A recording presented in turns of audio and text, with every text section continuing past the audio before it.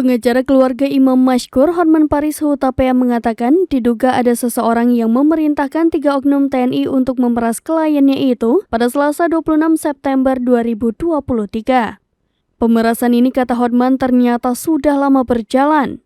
Oknum-oknum ini diduga sengaja datang ke penjual obat jenis G, lalu memeras dan memukuli penjualnya. Hal yang sama juga dialami oleh Imam Mashkur.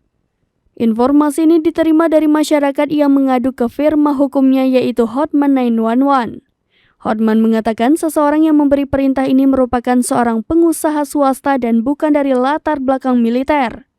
Dari beberapa spekulasi itu, Hotman meminta kepolisian menangkap pihak yang diduga aktor intelektualis dalam kasus ini. Sebelumnya, Imam Mashkur usai diculik dari toko obatnya di wilayah Rempoa Ciputat, Tangerang Selatan, kemudian disiksa.